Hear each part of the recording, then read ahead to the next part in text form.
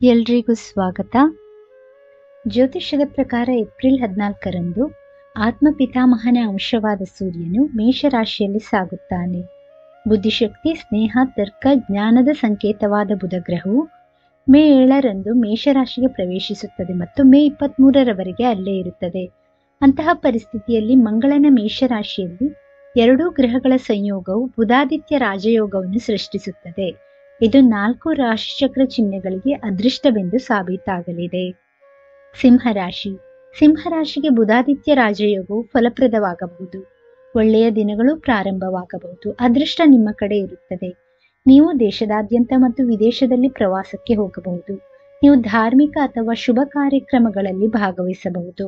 ನಿಮ್ಮ ವೃತ್ತಿ ಜೀವನದಲ್ಲಿ ಬಡ್ತಿ ಪಡೆಯಬಹುದು ಅಥವಾ ಹೊಸ ಯೋಜನೆಗಳನ್ನು ಪ್ರಾರಂಭಿಸಬಹುದು. ಹೂಡಿಕೆಯಿಂದ ಲಾಭ ಪಡೆಯುವ ಸಾಧ್ಯತೆಗಳಿವೆ. ಸ್ಥಗಿತಗೊಂಡ ಕೆಲಸಗಳು ವೇಗ ಪಡೆಯುತ್ತವೆ. ಪ್ರತಿಯೊಂದು ಕೆಲಸದಲ್ಲಿಯೂ ನಿಮಗೆ ಯಶಸ್ಸು ಸಿಗುತ್ತದೆ. ಮಿಥುನ ರಾಶಿ. ಮಿಥುನ ರಾಶಿಗೆ ಬುಧಾದಿತ್ಯ ರಾಜಯೋಗವು ಸಾಕಷ್ಟು ಪ್ರಯೋಜನಕಾರಿ ಎಂದು ಸಾಬೀತುಪಡಿಸಬಹುದು. ಆದಾಯ ಹೆಚ್ಚಾಗುವ ಬಲವಾದ ಸಾಧ್ಯತೆ ಇದೆ. ಹೊಸ ಮೂಲಗಳು ಸಿಗಬಹುದು. ವಿವಾಹಿತರ ವೈವಾಹಿಕ ಜೀವನ ಅದ್ಭುತವಾಗಿರುತ್ತದೆ. ಅವಿವಾಹಿತರಿಗೆ ಮದುವೆ ಪ್ರಸ್ತಾಪಗಳು ಬರಬಹುದು. ಹಳೆಯ ಹೂಡಿಕೆಗಳು ಲಾಭ ಗಳಿಸಬಹುದು. ಆಸೆಗಳು ಈಡೇರುತ್ತವೆ. ಸಂಪತ್ತು ಹೆಚ್ಚಾಗುವ ಸಾಧ್ಯತೆ ಇರುತ್ತದೆ. ಜೀವನದಲ್ಲಿ ಸಕಾರಾತ್ಮಕ ಬದಲಾವಣೆಗಳು ಕಂಡುಬರಬಹುದು.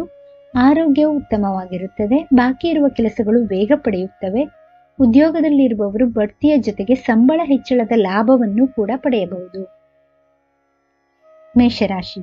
ಮೇಷರಾಶಿಗೆ ಬುಧಾದಿತ್ಯ ರಾಜಯೋಗವು ಅನುಕೂಲಕರವಾಗಿದೆ. ನಿಮ್ಮ ಕೆಲಸದಲ್ಲಿ ನೀವು ಯಶಸ್ಸನ್ನು ಪಡೆಯಬಹುದು. ಆದಾಯ ಹೆಚ್ಚಾಗುವ ಬಲವಾದ ಸಾಧ್ಯತೆಗಳಿವೆ. ಆತ್ಮವಿಶ್ವಾಸ ಹೆಚ್ಚಾಗಲಿದೆ. ವಿವಾಹಿತರ ವೈವಾಹಿಕ ಜೀವನ ಅದ್ಭುತವಾಗಿರುತ್ತದೆ. ಅವಿವಾಹಿತರಿಗೆ ಮದುವೆ ಪ್ರಸ್ತಾಪಗಳು ಬರಬಹುದು. ನೀವು ಕೆಲಸ ಮತ್ತು ಆರ್ಥಿಕ ವಿಷಯಗಳಲ್ಲಿ ಯಶಸ್ಸನ್ನು ಪಡೆಯಬಹುದು. ಆರೋಗ್ಯವು ಉತ್ತಮವಾಗಿರುತ್ತದೆ. ಮೀನರಾಶಿ. ಮೀನರಾಶಿಗೆ ಬುಧಾದಿತ್ಯ ರಾಜಯೋಗವು ಸ್ಥಳೀಯರಿಗೆ ಧನಾತ್ಮಕವಾಗಿ ಸಾಬೀತುಪಡಿಸಬಹುದು. ಕಾಲಕಾಲಕ್ಕೆ ಹಠಾತ್ ಆರ್ಥಿಕ ಲಾಭಗಳು ಉಂಟಾಗಬಹುದು. ನೀವು ಉದ್ಯೋಗದಲ್ಲಿ ಬಡ್ತಿಯ ಜೊತೆಗೆ ಬಡ್ತಿಯ ಉಡುಗೊರೆಯನ್ನು ಪಡೆಯಬಹುದು.